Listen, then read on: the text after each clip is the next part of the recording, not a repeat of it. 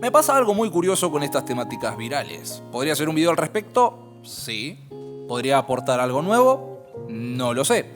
Por esa razón me meto a Facebook y después de desmentir alguna fake news, ¡pum! De repente me estoy agarrando a las piñas con alguien y de paso consigo la motivación suficiente para poder escribir un video al respecto. Hoy vamos a hablar de las fantasías animadas de ayer y hoy, porque sí, son las mismas que veía yo de chiquito y a su vez también mi abuela. Así que ya se podrán imaginar lo que se viene.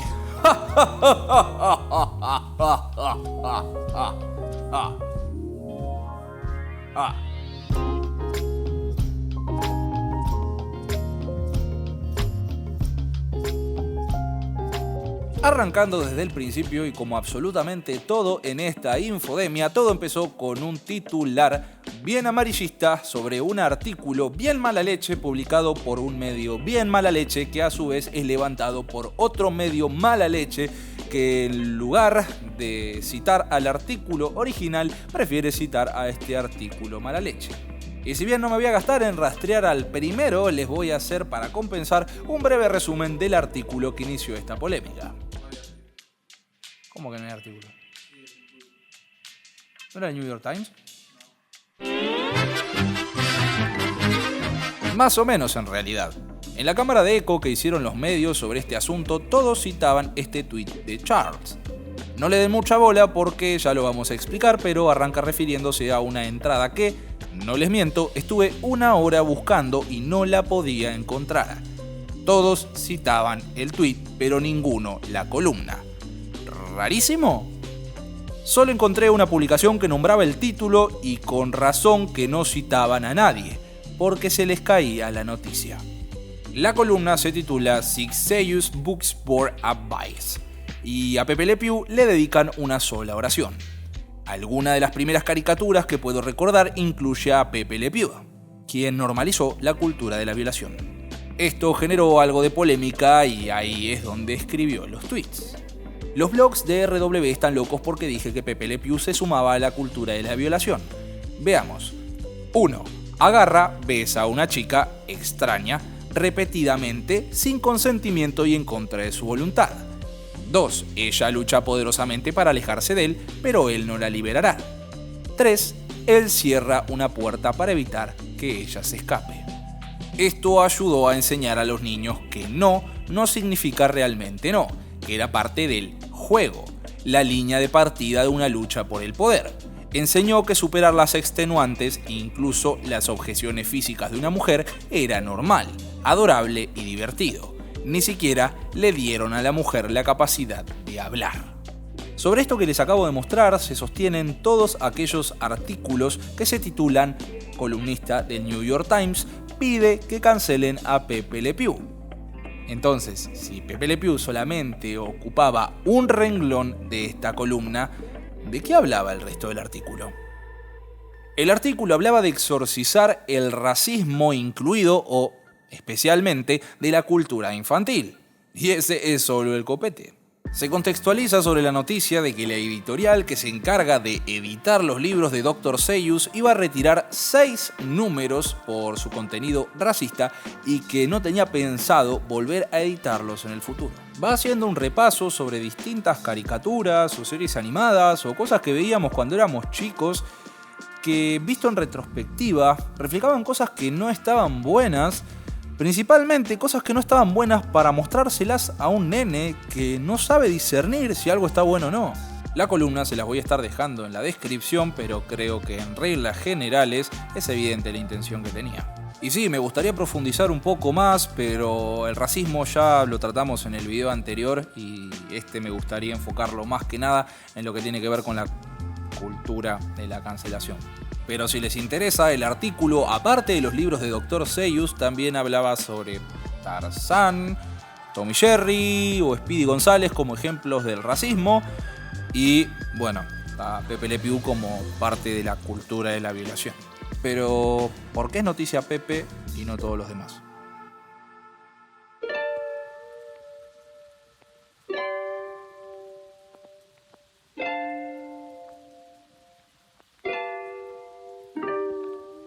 El primer corto de los Looney Tunes se estrenó en 1930, Pero, ¿qué pasó desde entonces? Prácticamente todo lo que hablé en este canal. La Gran Depresión, la Segunda Guerra Mundial, la Guerra Fría, The Last of Us 2. ¿Qué fue eso? Imagínate si hoy se cancela una persona por unos tweets que escribió hace un lustro de los cuales ni siquiera se acuerda. La Warner Brothers está con el rabo entre las patas, literalmente. El mundo cambió muchísimo y un montón de cosas que antes eran parte de la cotidianeidad, como la segregación racial, hoy son temas de debate. En realidad, por aquel entonces también eran tema de debate, pero bueno, estaba muchísimo más normalizado. Y esto es verdad, no es que alguien se saque un conejo de la manga, porque ahora son todos unos copitos de nieve. Las pruebas son contundentes, pero hay personas a lo que esto les choca y les molesta. Y no es que sean racistas o mucho menos, sino que se enojan por una razón muy simple. Como ya dije en el video Nostalgia Exploitation, tendemos a romantizar la niñez. Porque el sol brillaba más fuerte, la comida era más rica, jugábamos desde que salía el sol hasta que se ponía y la gente que amábamos estaba viva. Es una fantasía que se desvanece cada vez que aquellas personas que nos criamos frente a la pantalla de un televisor viendo los episodios repetidos hasta el hartazgo de nuestras series favoritas, nos damos cuenta que en esto se aplaudían conductas racistas y misóginas.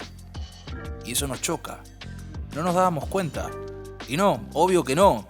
Y aunque tampoco era algo que estaba bien visto, en ese momento, en ese contexto, era algo que estaba muchísimo más normalizado. Y era mucho más difícil discernir que analizándolo con los parámetros que tenemos hoy. Pero tampoco era nuestra culpa que el contenido que consumíamos sea así. No somos responsables, pero a su vez nos sentimos atacados porque son una parte importante de nuestros recuerdos. Y es entonces cuando lo sentimos como un ataque personal, como si realmente los hubiéramos producido nosotros. Porque al ser una parte importante de nuestra historia, somos nosotros quienes nos proyectamos dentro de estas historias. Ergo, nosotros también somos racistas. Es que no parece que cueste nada decir, sí, esto era re racista y no nos dábamos cuenta. Porque ahí está el problema. Que nos sentimos vulnerados, unos pelotudos por no habernos dado cuenta. Y en vez de aceptarlo y seguir adelante, nos defendemos porque, obviamente, no estaba permitido ser un pelotudo a los 3 años. La remake o secuela o el no sé qué de Space Jam lleva una bocha en producción. Y de todos los que se nombran en el artículo, citar a un Looney Tunes obviamente iba a cotizar más en las tendencias. Aunque también se nombró a Speedy González en la columna, pero no sonó tanto. Misma lógica. La violencia sexual, la misoginia, el machismo está en boca de cualquier debate, más que el racismo. Y además aprovechando de que estaban cerca del Día de la Mujer y todo ese tema. Y a este conjunto de desinformación se le suma una sacada de contexto que le da todavía más fuerza a mi punto. Y después de esta polémica se publicó que iban a sacar a Pepe Le Pew de Space Jam, cosa que no tenía nada que ver con el artículo de New York Times y esa decisión se había tomado hace un año. Resulta que tenía una escena en donde Pepe le tocaba el culo a la actriz Grace Santos y esta lo reseteaba de una cachetada. Cosa que alguien en el estudio, al ver eso, dijo: che man, me parece que no da esto. Entonces, removieron la escena, no porque alguien se los haya pedido, sino porque se querían atajar de un muy posible quilombo que se les podía llegar a venir en el futuro. Y en el comunicado oficial dijeron eso, que se iba a remover la escena, no que se haya removido al personaje, cosa que se terminó desentendiendo entre tanta desinformación. Entonces, al menos, podemos coincidir que siendo los Looney Tunes y Space Jam un producto de entretenimiento diseñado y enfocado para un público infantil, que en estos no se promueva el contenido sexual, misógino, racista, etc. ¿Por qué mierda se enojan cuando le achican las tetas a Lona Bonnie? ¿Me podés explicar? Los Looney Tunes existen hace 1500 millones de años e increíblemente consiguen seguir siendo relevantes. ¿Por qué? ¿Te estarás preguntando? Bueno, cuando se ponen viejos, como son dibujos animados, se los puede rediseñar, reescribir y volver a lanzar al mercado para que vuelvan a ser relevantes. A lo largo de la historia sufrieron bastantes reboots en donde poco a poco se iban removiendo o actualizando algunas características de sus universos que, bueno, no estaban buenas. Desexualizar a Lola Bonnie, remover los estereotipos racistas que tienen los personajes secundarios de Speedy González, desarmar a Sam Bigotes y a Pepe Le Pew, ya le tocó. Desde hace un buen tiempo que dejó de ser un Casanova acosador que persigue una gata que no quiere saber absolutamente nada con él. De hecho, lo transformaron a él y a su universo en una parodia del 007 en donde a su vez se ríen de los clichés machistas y sexistas de las pelis de espías. En este canal ya hablé de cancelar muchas veces, principalmente en torno a actores o personajes del mundo que en su vida de humano común cometieron actos atroces o bien cuestionables, pero en este caso gozamos de una particularidad distinta que me hace tratar al tema de una forma distinta. Estos son personajes de animación que, si bien tienen alguna característica que no corresponde con la moral de nuestros tiempos, sencillamente borrón, cuenta nueva, se los reescribe y se los vuelve a relanzar. Y cuando me estaba dando piñas en Facebook por este tema, una persona exclamó que cancelar en estos casos era una forma de censurar, cosa con la que estoy terminantemente en desacuerdo. El acto de censurar tiene la característica de siempre ser algo sistémico, que puede venir por parte del Estado o de la editorial, pero siempre viene desde arriba hacia abajo, ya sea para impedir la salida de alguna obra o incluso cambiar alguna de sus partes. El acto de censurar siempre depende de un censor que impone su visión subjetiva y del cual no sabemos si en realidad tiene las capacidades de ejercer su trabajo. Y este último punto sería en el que haría hincapié el mismísimo Frank Zappa en su encrucijada en contra de la censura a la cual se vio expuesto durante el inicio de su carrera por parte del mismísimo gobierno de los Estados Unidos, persiguiéndolo, encarcelándolo, destruyendo su estudio e incluso confiscando parte de su obra, al día de hoy inédita porque nunca pudo recuperarla. Y eso de que estamos hablando de una democracia capitalista. Acá en las autocracias capitalistas ni siquiera se tomaban tantos recaudos, directamente te secuestraban, te mataban y te desaparecían. Incluso en las dictaduras del proletariado también ocurrían este tipo de situaciones, porque no es algo propio de un sistema económico, sino que propio del autoritarismo. Pero la cancelación es otra cosa. Ya sea si no nos gusta el nuevo Sonic, vamos, nos quejamos en Twitter y lo cambian. Y así funciona con todo. Así se agregan los carteles de advertencia del racismo en Dumbo o en Casablanca, o si rediseñan alguno de los Looney Tunes para adaptarlo a los estándares modernos. Eso no es censura. Eso es el mercado autorregulándose. Es capitalismo puro y duro. Si la demografía del público al cual apuntás y esperás que sea dirigida tu obra la rechaza y decide no consumirla, tenés dos opciones para tomar de antemano. O la sacás sabiendo que va a fracasar, o la cambiás y listo.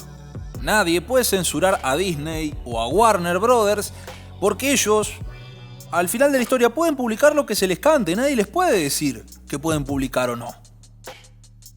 Pero si van a sacar un producto y nadie lo va a ver, ¿de qué les sirve a ellos? De nada. Y dejemos una cosa en claro. Cuando la gente decide cancelar este tipo de obras, lo que está haciendo es elegir lo que quiere consumir. Es mercado, no marxismo. Las sociedades cambian y esto claramente va a influir en las cosas que consumimos. Abrazar este cambio hace que las empresas puedan adaptarse rápidamente y así seguir siendo competitivas. Las pelis de Marvel podrán ser políticamente correctas, inclusivas, multiculturales, y esto hace que ganen miles de millones de dólares, porque entendieron por dónde va la cosa. Y, por ejemplo, Birds of Prey no.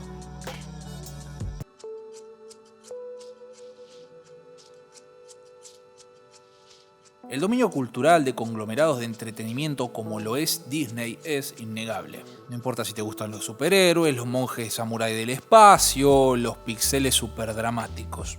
Todos ven sus películas. Este modelo de explotación genera cada año más y más adeptos. Y aquellas personas que se resisten a este cambio viven en carne propia una de las características más despreciables del capitalismo: la alienación. Cuando no te gusta lo que le gusta a todo el mundo, vas a sufrir el aislamiento social, porque siempre vas a ser el bicho raro. Pero no mezclemos.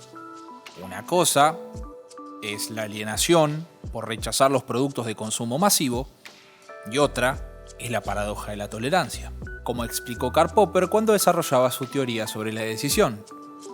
Si queremos una sociedad tolerante, debemos ser intolerantes con los intolerantes. Sé que es falaz recurrir a la historia de esta forma lineal, pero si entendemos que las sociedades son cada vez más tolerantes, podemos deducir que existe una recta que une dos puntos: intolerante con tolerante. En los periodos históricos en donde éramos intolerantes, teníamos esclavos y perseguíamos a aquellas personas que eran más tolerantes, como los homosexuales, los científicos o los comunistas.